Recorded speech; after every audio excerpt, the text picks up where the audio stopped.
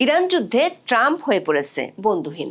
হরমুজকে মুক্ত করতে ট্রাম্পের পাশে তেমন কেউ নেই বললেই চলে। আবার ইরানের নিরীহ মানুষ হত্যাকে কেন্দ্র করে ঘরের মধ্যেই লেগে গেছে বিবাদ। তবে আয়াতুল্লাহ খামেনির পর সবচেয়ে বড় নেতা হিসেবে জাতীয় নিরাপত্তা প্রধান আলী লারিজানিকে হত্যার পর ট্রাম্প নেতানিয়াহু যেন হালে কিছুটা পানি খুঁজে পেয়েছেন।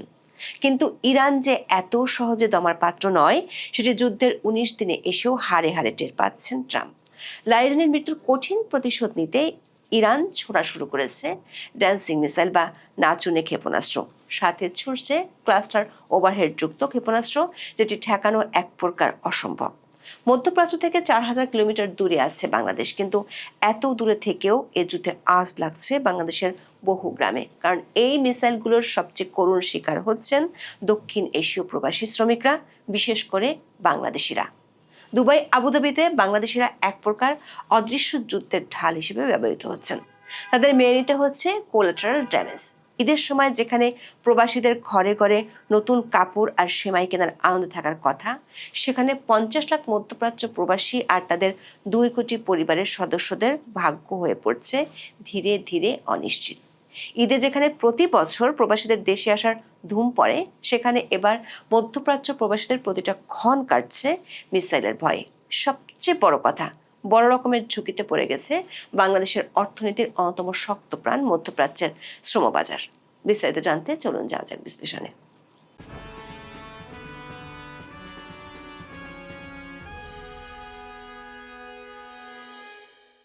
ইরানের ওপর দেশটির নিরীহ মানুষদের ওপর ইসরায়েল ও যুক্তরাষ্ট্রের আক্রমণ শুরু হয়েছে ১৯ দিন হলো। আয়াতুল্লাহ খামেনির পর সবচেয়ে শীর্ষ নেতা হিসেবে ইসরায়েলি বিমান হামলায় ইরানের শীর্ষ নিরাপত্তা কর্মকর্তা আলী লারিজানি এবং বাসিস মিলিশিয়ার প্রধান জেনারেল গোলাম রেজা সোলাইমানি নিহত হয়েছেন। লারিজানি ছিলেন ইরানের পর্দার আড়ালের অন্যতম ক্ষমতাধর ব্যক্তি, যিনি দীর্ঘকাল ধরে দেশটির নিরাপত্তা কৌশল ঠিক করতেন।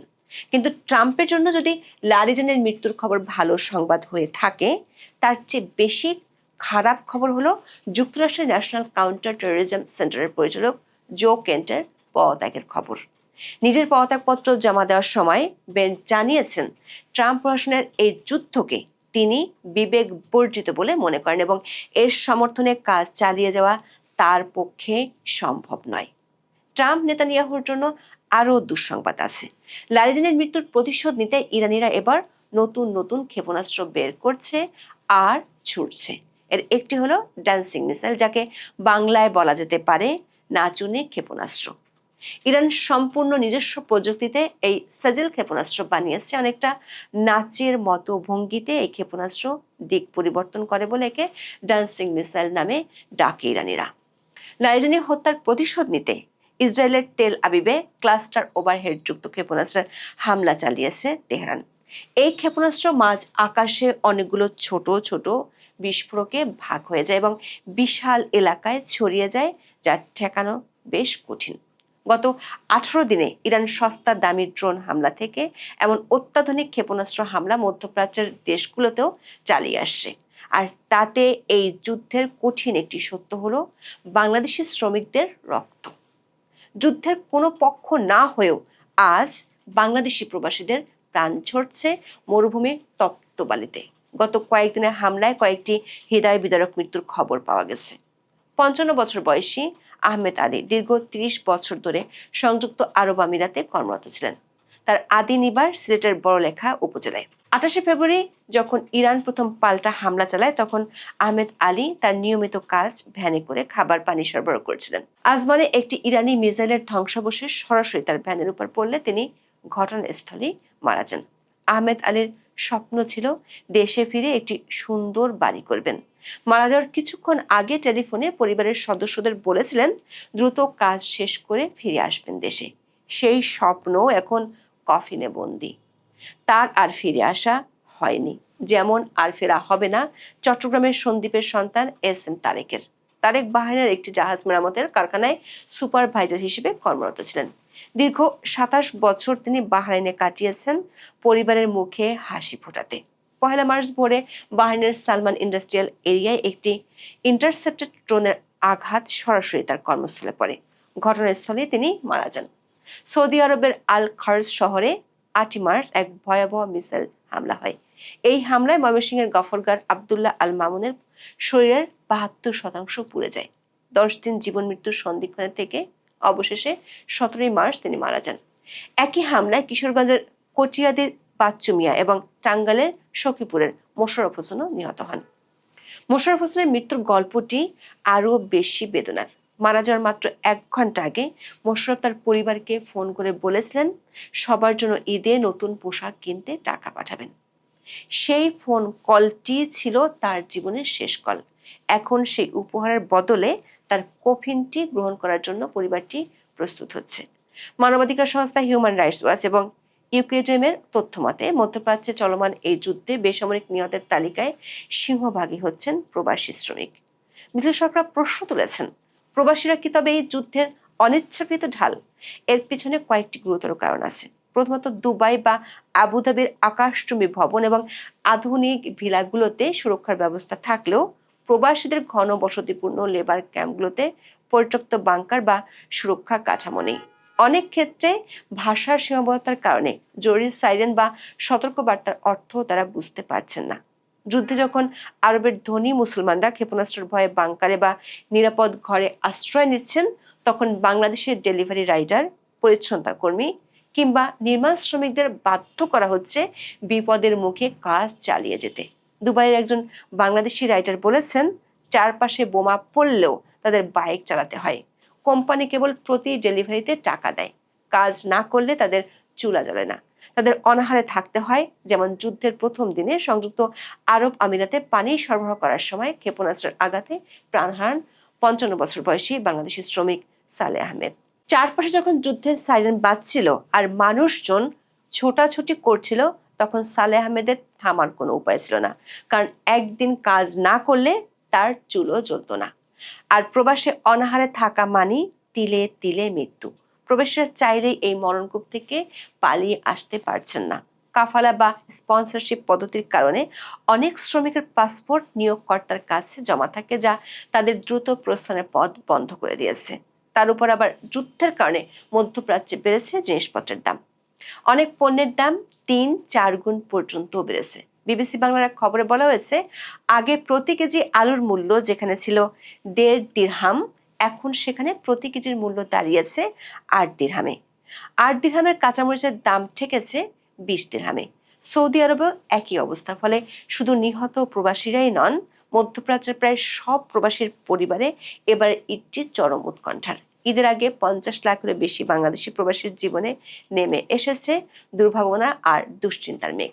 বাংলাদেশের সংস্কৃতিতে ঈদ মানেই প্রবাসীদের পাঠানো বাড়তি টাকা, নতুন জামা আর পরিবারের পুনর্মিলন। কিন্তু এবারের ঈদ বাংলাদেশি প্রবাসী পরিবারগুলোর জন্য নিরানন্দের এক বার্তা নিয়ে এসেছে। মধ্যপ্রাচ্যের লেবার ক্যাম্পগুলোতে এখন কোনো উৎসবের আমেজ নেই।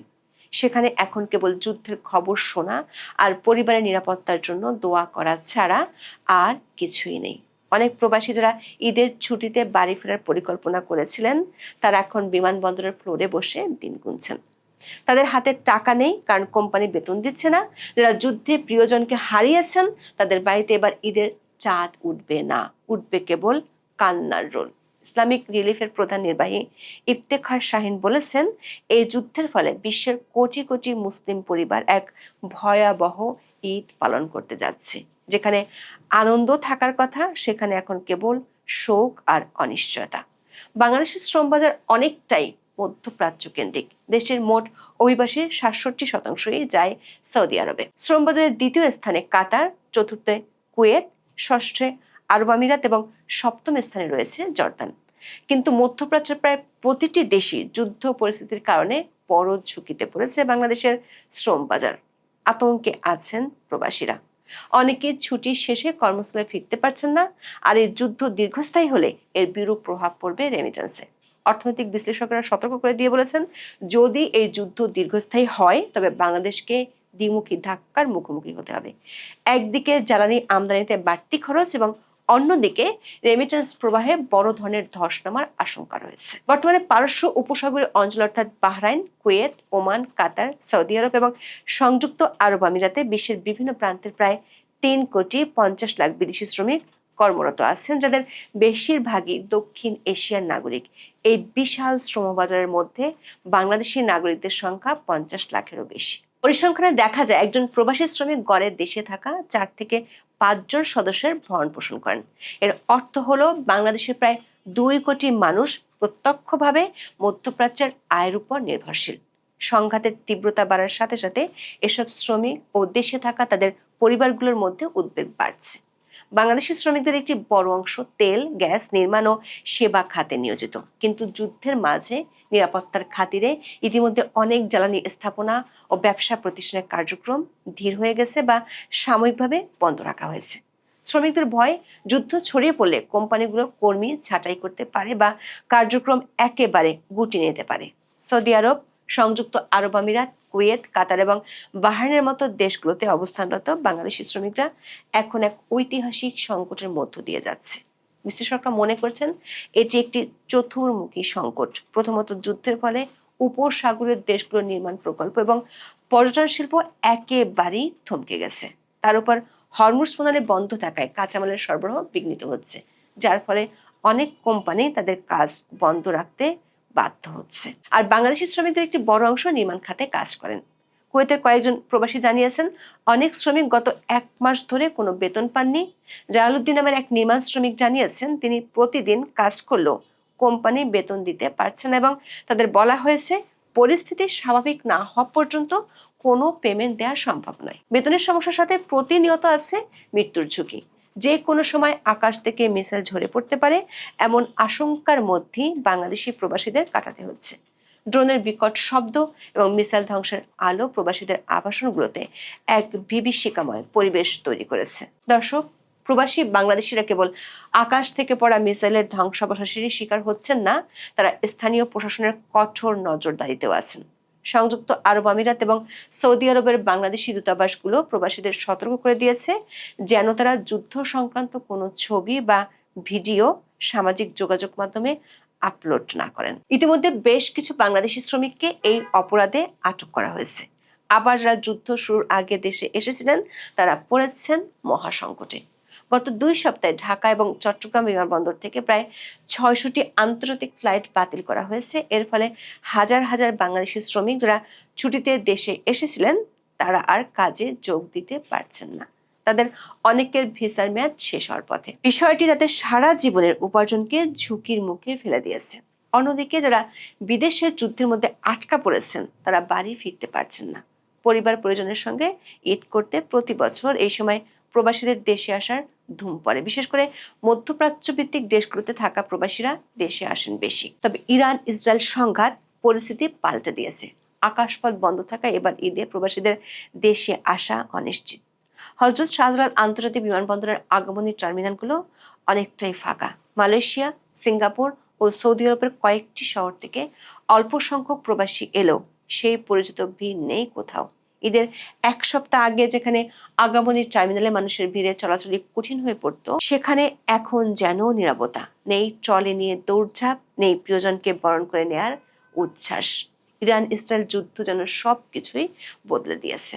দর্শক, 2026 সালের ইরান যুদ্ধ চোখে আঙুল দিয়ে দেখিয়ে দিয়েছে বিশ্ব রাজনীতিতে ছোট দেশগুলোর সাধারণ মানুষের জীবন কতটা সস্তা। আহমেদ আলী বা এস এম তারেকের মতো প্রবাসীরা মধ্যপ্রাচ্যে গিয়েছিলেন নিজের ভাগ্য পরিবর্তনের জন্য, কোনো সাম্রাজ্য বিস্তার বা ক্ষমতার লড়াইয়ে অংশ নিতে নয়। কিন্তু আজ তাদের লাশ কফিনে করে দেশে ফিরছে।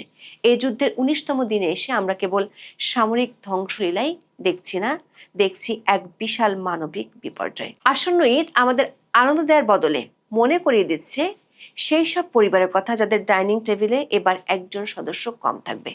বাংলাদেশকে এখন থেকেই তার শ্রমবাজারের বৈচিত্র্যকর নিয়ে ভাবতে হবে। কেবল মধ্যপ্রাচ্যের উপর নির্ভরশীল না থেকে ইউরোপ, জাপান এবং অস্ট্রেলিয়ার মতো স্থিতিশীল দেশগুলোতে দক্ষ জনশক্তি পাঠানোর পরিকল্পনা বাস্তবায়ন করতে হবে।